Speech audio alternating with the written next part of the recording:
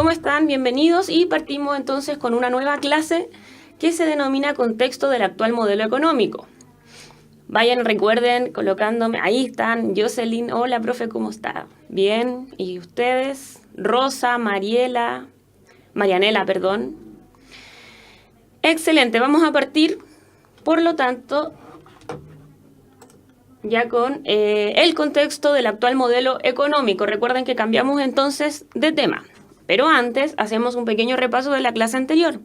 Y recuerden que vimos todos los temas relativos al mercado laboral y al mundo laboral en Chile.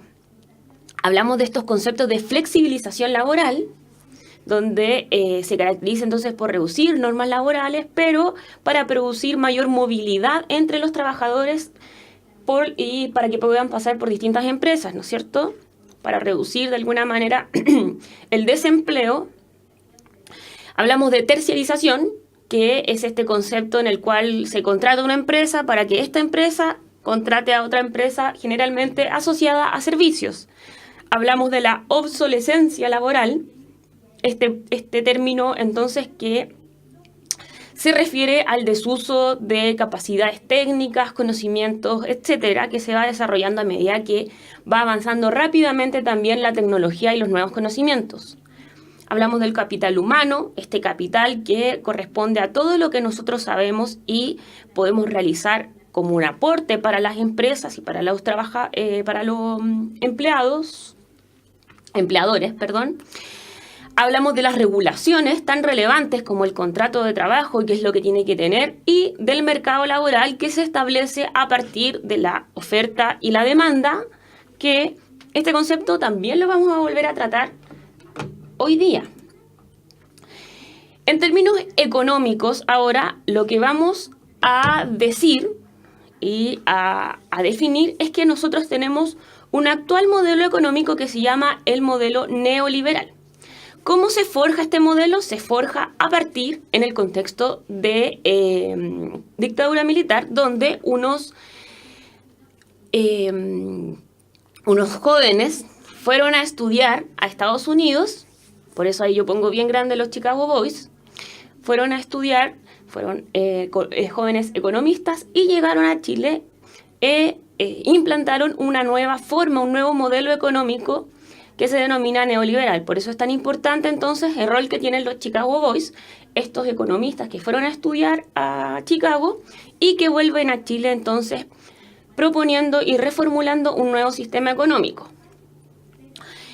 ¿En qué se basa? Uno de los puntos fundamentales en los que se basa el sistema neoliberal es, primero, que el Estado tiene un rol más bien secundario. Entonces, el Estado, en términos económicos, da un paso atrás y deja que las empresas, que los trabajadores puedan regularse de mejor manera. Y esto, entonces, está delimitado a partir de ciertos acuerdos comerciales que se realizan con otros países. El propósito, entonces, es que el Estado no limite la libre comercialización de ciertos productos. Recuerden que si voy muy rápido o si es que hay algún concepto que no conocen, deben ponerlo ahí para no seguir avanzando y poder solucionar al tiro las dudas. Dentro de este mundo económico, dentro de este sistema, hay un concepto súper importante que es el de ventajas comparativas. ¿A qué se refiere? Se refiere a que es la capacidad de una persona, empresa o país para producir un bien utilizando relativamente menos recursos que otro. A ver, en términos concretos, en palabras simples, las ventajas comparativas quiere decir que si Chile tiene un clima propicio, por ejemplo, para producir, para explotar la uva, y no sé, México tiene un clima propicio para producir el tomate, yo no voy a esforzarme en producir tomate porque yo hago mejor entonces la producción de uva. Y eso se llama ventajas comparativas. Entonces así, Chile produce uva, México tomate y se logran los intercambios. Por ejemplo, es como si nos juntáramos a Jocelyn, Rosa, Marianela y Paola y nos pusieran preguntas de matemática, lenguaje y química que debemos responder en conjunto. Entonces, una ventaja comparativa sería que la persona que se le es más fácil matemática respondiera a la pregunta de matemática, porque es una ventaja comparativa frente a las otras. La que le gusta o responde mejor lenguaje, respondiera lenguaje. Lo mismo con inglés, por ejemplo, o con historia. Eso se llama ventaja comparativa, que se desarrolla entonces en nuestro sistema. Otro de los elementos, como les mencionaba, son los acuerdos bilaterales que se producen entre los países con el objetivo de reducir los impuestos.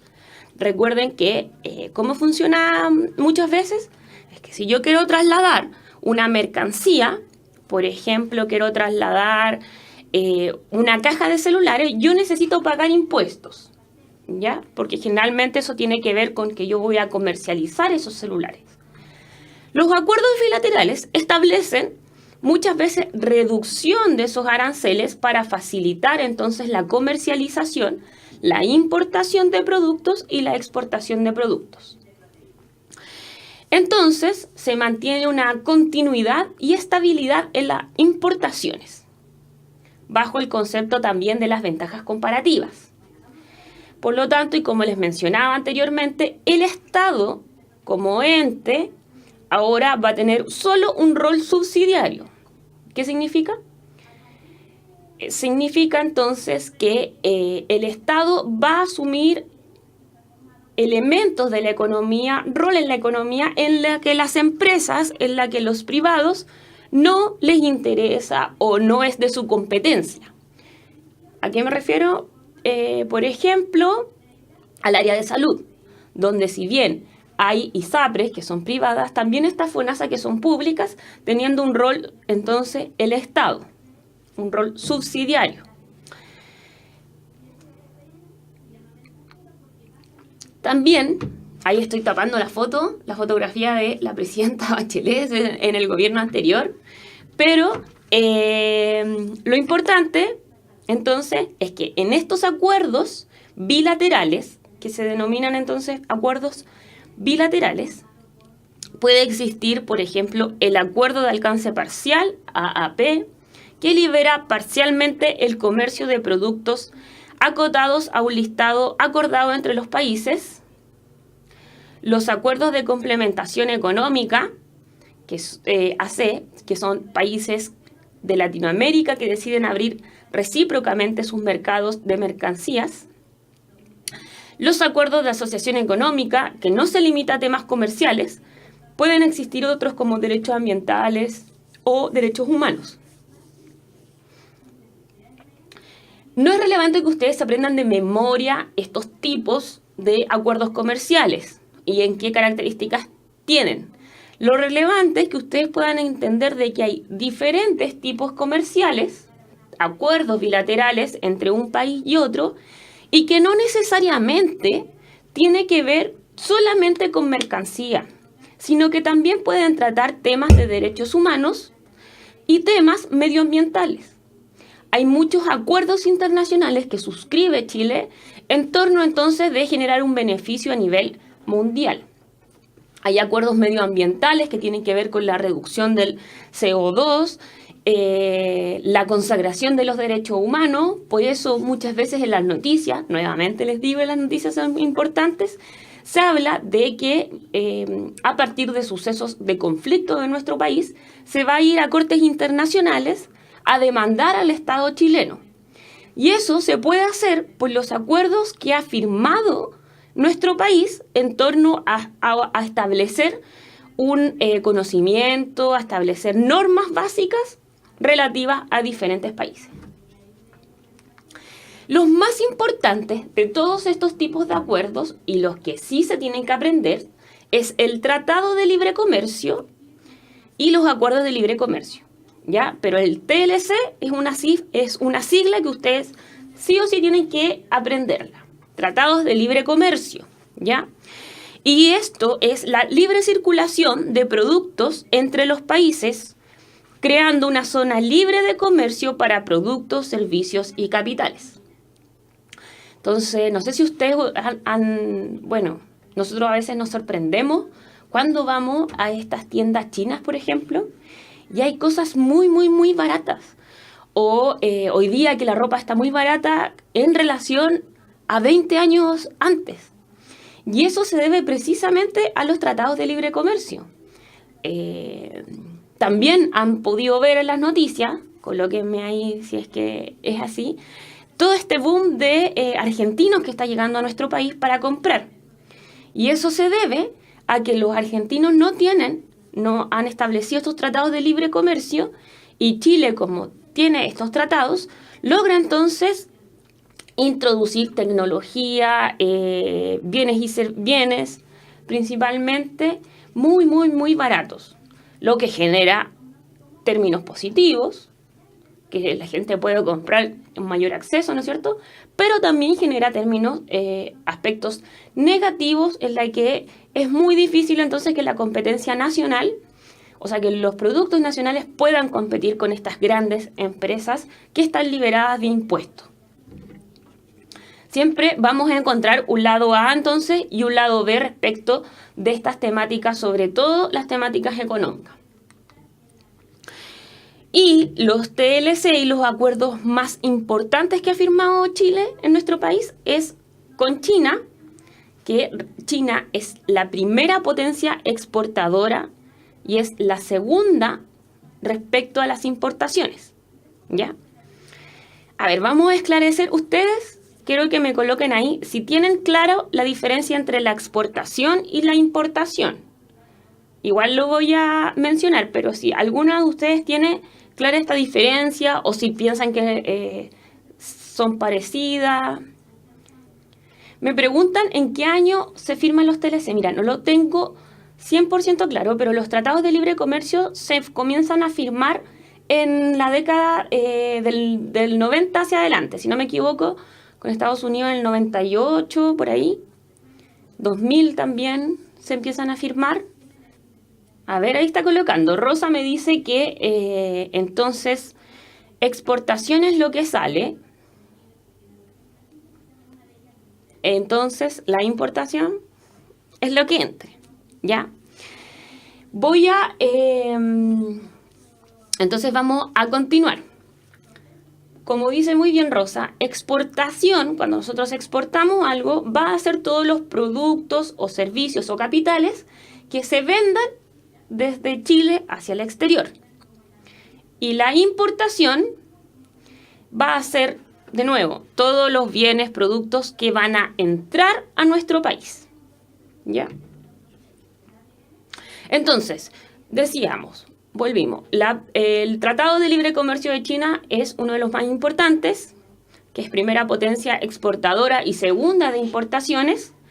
También el Tratado de Libre Comercio con Estados Unidos, una de las economías más importantes del mundo. De hecho, este Tratado de Libre Comercio fue tan relevante que no se necesitaba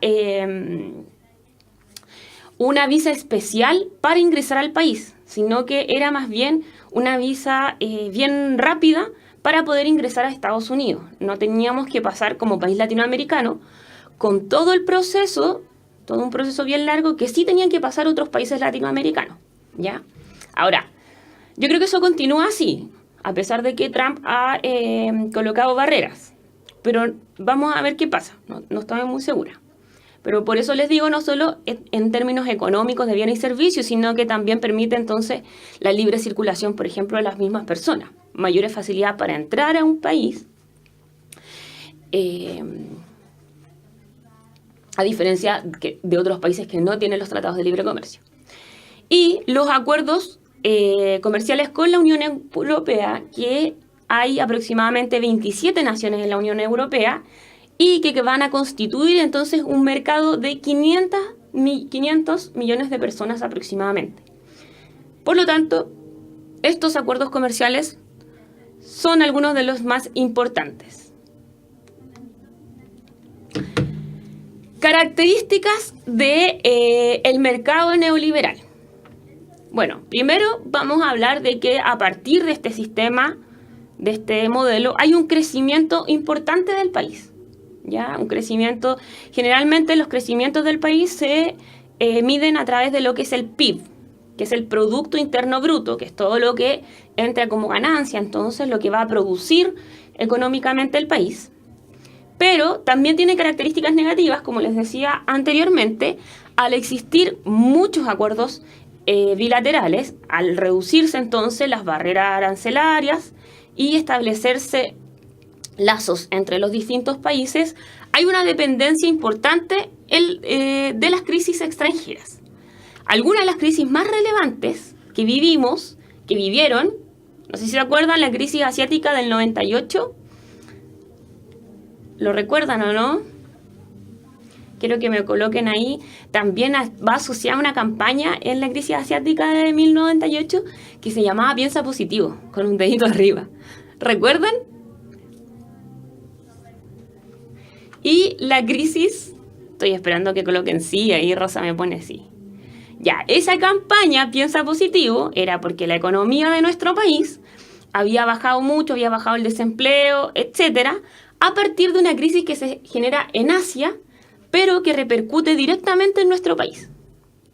Por eso entonces el Estado debe ahí intervenir. Cuando ocurren estas situaciones, el Estado interviene efectivamente, y una de las maneras también de intervenir, generando empleo, pero también haciendo esta campaña, que hasta el día de hoy a algunos de nosotros nos parece chistoso, ¿no es cierto? Y también otra de las crisis importantes fue la crisis subprime del 2008, que fue esta crisis que se generó en Estados Unidos a partir de la venta de casas, donde las familias optaron a créditos bancarios, pero no podían pagar posteriormente estos créditos bancarios, lo que se generó lo que se denomina una burbuja inmobiliaria, y que finalmente pasa lo que este rol que tiene el Estado, donde va a subsidiar a las bancas para poder levantar la economía, que es la crisis del 2008, que muchas personas la vieron bien afectada, se vieron bien afectados en las AFP, por ejemplo. Los fondos que tenían en las AFP bajaron considerablemente a partir de esta crisis del 2008. ¿Ya? De nuevo, lo que yo quiero que entiendan en términos globales del modelo actual es que, si bien hay un crecimiento importante del país, hay también una dependencia relevante de las crisis extranjeras, ¿ya? Entonces, estamos dependiendo de los vaivenes extranjeros, si hay positivos o si son negativos. Seguimos. Cuando hablamos de exportaciones, entonces ya dijimos que era todo lo que salía. Nuestro país va a exportar ciertos productos que van a ser esenciales, que se ha desarrollado y que ha desarrollado lo que nosotros denominamos la ventaja comparativa. Acuérdense. Y estos productos que son súper conocidos, entonces, el cobre, evidentemente, los salmones, la industria vitivinícola, las carnes, el sector de la fruta que ha ido creciendo, sobre todo con el tema de los berries, la celulosa y la madera, que es el sector de la silvicultura, ¿ya? Entonces, nosotros también tenemos acá una lectura o una crítica a este modelo de acuerdos bilaterales o neoliberal, que establece entonces que hay libre comercialización, pero siempre, o una tendencia entonces, es que el tercer mundo, nosotros, o Sudamérica, África, Asia en algunos países, solo exporten finalmente, ¿qué es esto? Esto es materias primas, ¿ya? Las materias primas son todos los productos que no están procesados y que vienen directamente entonces de la tierra. Por lo tanto, igual hay una dependencia con los otros acuerdos con los otros países, ya que nosotros solo exportamos materias primas, ¿ya? En general, todos estos productos son materias primas. Recuerden, entonces, cobre, salmones, las salmoneras, en la fotografía de allá de arriba están las piscinas de los salmones, la industria vitivinícola, la carne bovina, ovina, sector frutícola, la celulosa y la madera, que es el sector de la silvicultura. Y tenemos también, entonces, las importaciones chilenas. Y esta es la diferencia que yo les mencionaba con las exportaciones. Ahora, ya no vamos a importar materias primas. O sea, igual lo hacemos. Hay, por ejemplo, hoy día, en la actualidad, nosotros consumimos frutas y verduras que vienen del Caribe prácticamente, ¿no es cierto? O sea, hoy día nosotros vamos a la feria y vemos frutas que hace 5 años atrás no veíamos. Está la guayaba, por ejemplo. ¿Cuál otra fruta está? Si me pueden colocar ahí. Hay también estos plátanos que se cocinan que nosotros tampoco conocíamos antes y que también van a ser materias primas. Pero en general, lo que se va a exportar, o sea, lo que se va a importar, perdón, van a ser bienes intermedios, bienes de consumo y combustible. Los bienes intermedios, y tal como aparece en la fotografía, van a ser todos estos productos que no constituyen un elemento final, pero tampoco son materia prima. Entonces, pueden ser todos estos productos de máquinas, también todos los tubos de cobre que llegan, entonces, y eso es lo que muchas veces se critica, pero que está relacionado con el concepto de ventaja comparativa. Chile exporta cobre, el otro país procesa este cobre y lo vuelve a vender a Chile, ¿ya? Los bienes de consumo, que van a ser todos los bienes que nosotros encontramos en el mercado, los bienes más conocidos, entonces, tienen relación con la tecnología, la importación de la tecnología, los celulares, las cámaras fotográficas, los televisores, los autos también, que nuestro país también se caracteriza por, en términos generales, vender autos más baratos que otros países. Todo esto van a ser bienes de consumo. Y también tenemos los combustibles que vamos a importar. Chile no va a ser un productor de combustible y esto va a generar también una dependencia con otros países. Ahora, aquí les pongo hartas siglas, ¿no? Nosotros hablamos, recuerden, de estos acuerdos bilaterales y vamos a establecer otro concepto que es el multilateralismo, que ya no solo van a haber tratados con un país, sino que van a haber un conjunto de países que se van a agrupar en ciertas comunidades, en ciertas asociaciones, en ciertas alianzas, para comercializar y establecer entre ellas o con otras asociaciones libre comercio. Y estas van a ser algunas de los multilateralismos que hay, no solo en términos comerciales, sino que también referentes a otros temas, como la Organización de las Naciones Unidas, a la cual adscribe Chile, ¿no es cierto? Está la OCDE también, que es la Organización para la Cooperación y el Desarrollo Económico, la PEC.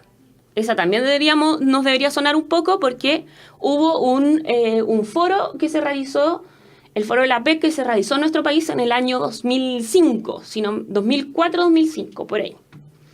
¿Qué es el Foro de Cooperación Económica de Asia y el Pacífico? La ALADI, que es la Asociación Latinoamericana de Integración, la CAN, la Comunidad Andina, y el Mercosur, que es el Mercado Común del Sur, ¿ya?